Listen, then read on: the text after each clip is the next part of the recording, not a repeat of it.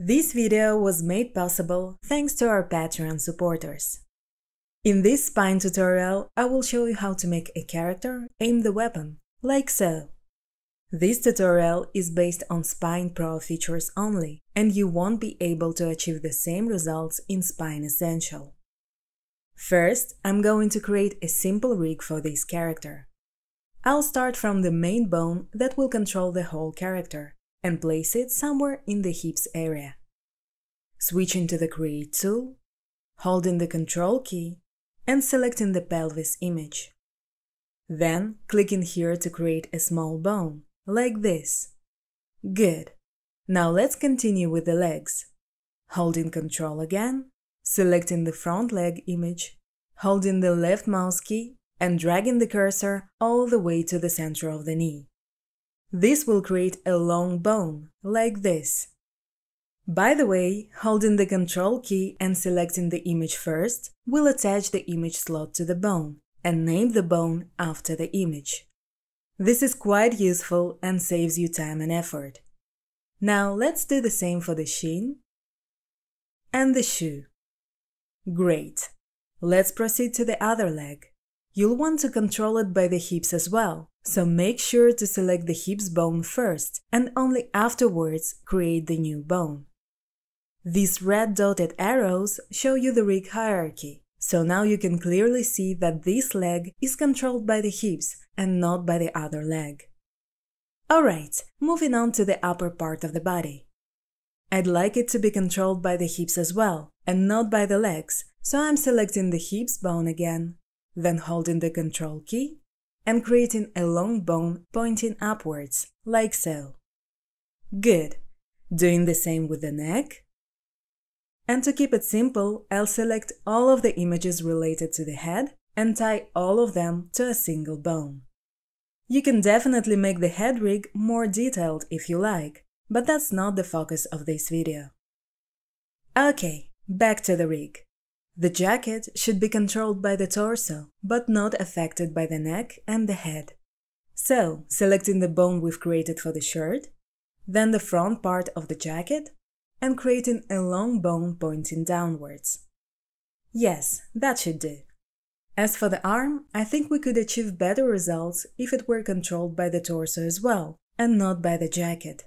So, let's select this torso bone, and then proceed to the upper part of the sleeve.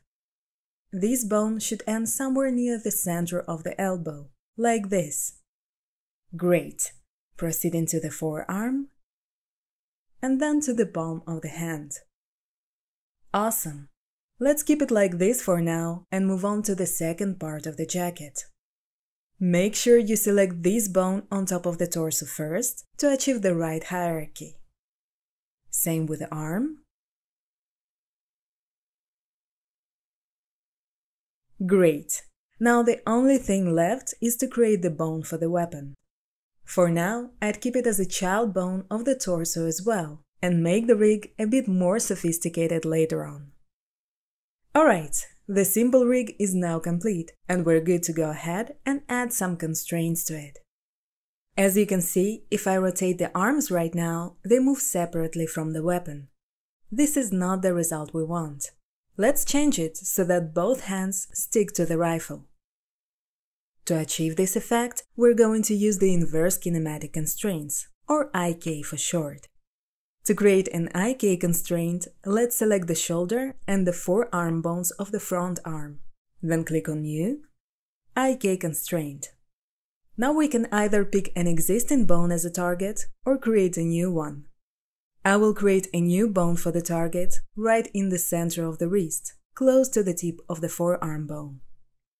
Let's name it Front Wrist IK and click OK.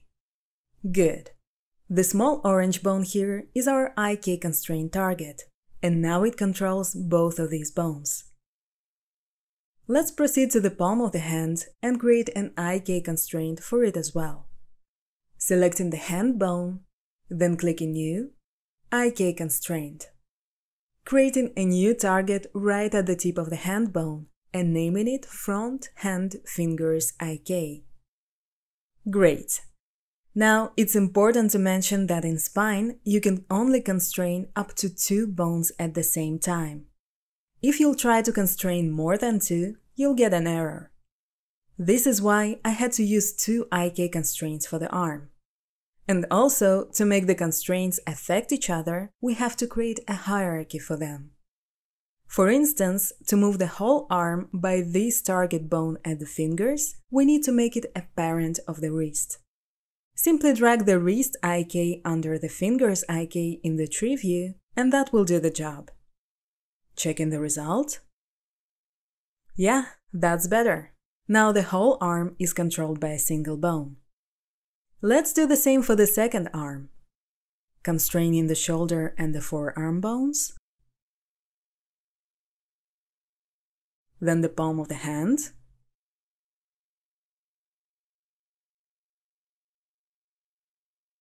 And finally, setting the constraints hierarchy. Perfect. Next, let's make sure the arms move together with the weapon. At this stage, that's quite simple.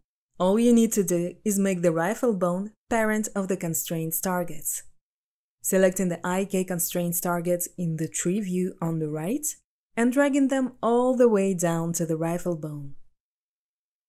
Now let's move the weapon to test the result. Awesome! The arms stick to the rifle, just as I wanted. Now let's go ahead and make the weapon point towards a target. And guess what? We'll use another IK constraint for that.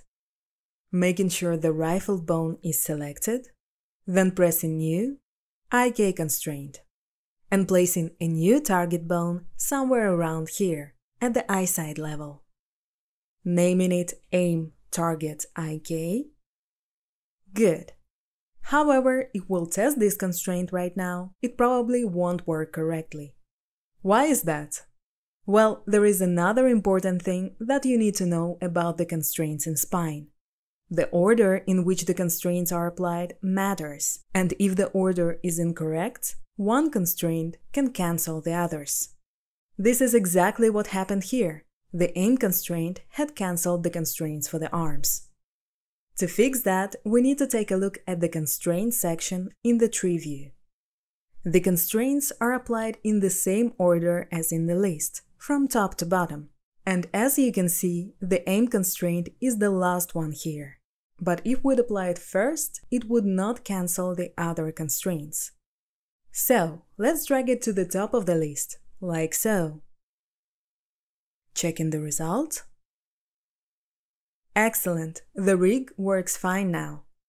So, now when we understand the logics behind the constraints order, I'd like to show you an even simpler way to fix the issue. When your rig gets more complex and you add more constraints to it, it might become harder to detect which one of the constraints is causing the problem. So, in this case, you can just select the Constraint section itself and click this Reset button. Spine will automatically rearrange the constraints in the correct order so that they do not cancel each other. This is a very quick solution, and it works like a charm too. So, now that the weapon points towards the aim all the time, you might have achieved the result you wanted. But still, I want to add a few improvements to the rig. First, I want the weapon to move a little bit towards the aim, if the aim gets farther away. This will give a bit more natural feel to the movement of the arms. So, I'm selecting the rifle bone and then pressing New, Transform Constraint. Let's select the aim as a target and call the new constraint Rifle Movement. This type of constraints allows you to control how much one bone affects the other, and whether it's by rotation, position, and so on. Before I change any values here, I usually click the Match button, otherwise the constraint bone might start jumping away. Then, to allow a gentle movement towards the aim, I will set the translate values to 10%. This means that the rifle's position will change by 10% of the aim position. You can play with these values to find the settings that work best for you. And by the way, starting from Spine version 4, you can set separate values for X and Y axis, which is pretty nice. Anyway, let's test how it works now. Well, it seems the constraints order is incorrect again, so let's reset it one more time. Great! Now you can see that the rifle moves a bit towards the aim, and the hand's movement looks less robotic. Now it's time for another improvement. Right now, if you move the target down far enough, you can see that the back arm gets detached from the rifle. So I'd like to change the rotation point somehow. And actually, there are two ways to fix that. First, we can move the rifle bone up here, closer to the aim, and the rotation will start at this point instead. If you go with this approach, keep in mind these two important points. 1. Enable the compensate mode for bones and images, so that you can move the bones without affecting anything else. And 2. IK constraints ignore the compensate mode, so you'll need to unparent them from the rifle bone first. Then you can adjust the bone's position safely, move the arm's constraints back to the rifle, and disable the compensation. Checking the result. Works much better now. The second approach is to add a new bone that will change the starting point of the rotation. I will go with this option because we'll need a new bone anyway for other improvements. I will add it near the elbow of the problematic arm and point it towards the aim. Don't worry if it's not perfect, and make sure it is parented to the hip's bone. Renaming the bone to rotation limit. Good. Now let's make this bone follow the aim by creating a new IK constraint and choosing the aim as the target. Naming the constraint rotation limit IK. Great. And finally, let's make this bone affect the rotation of the weapon. We can simply move the rifle bone under this newly created one, so that the rifle becomes the child of the limiter. If it breaks a few things, make sure to reset the constraints order again. Great, the issue is fixed. Let's move on to the last improvement in the list. I want the torso to lean back when the rifle points upwards and lean forward when the rifle points down. This effect can also be achieved by the transform constraints, but this time we're going to control the rotation. So, let's select the bone at the torso, then click on New, Transform Constraint. We're going to use the limiter bone as a target, since it's always rotating towards the aim. Naming the constraint Torso Rotation. Clicking Match button to avoid unintended changes. And setting the rotate value to 20%. This means that the limiter bone will have 20% influence over the rotation of the torso. Let's check this out. And of course, the constraint order has to be adjusted again, so click in Reset. Awesome! The torso leans back and forward, just as we wanted. I'd even increase the rotation to 30%. Great! Now let's constrain the rotation of the neck and the head as well, to achieve an even better result. Selecting the neck, adding a new transform constraint, choosing the limiter bone as the target, clicking Match, and setting the rotation parameter to 15%. Same with the head bone, adding a new transform constraint for it as well.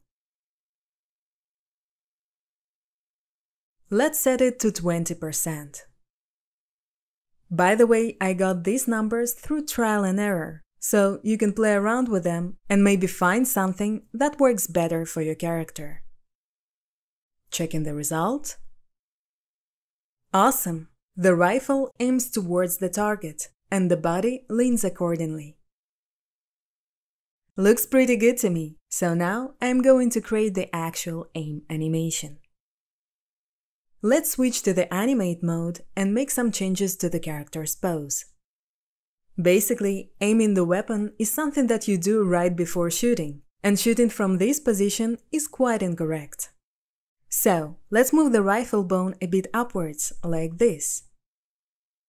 Well, the weapon is too big for her shoulders, but anyway, that's a way more convincing pose.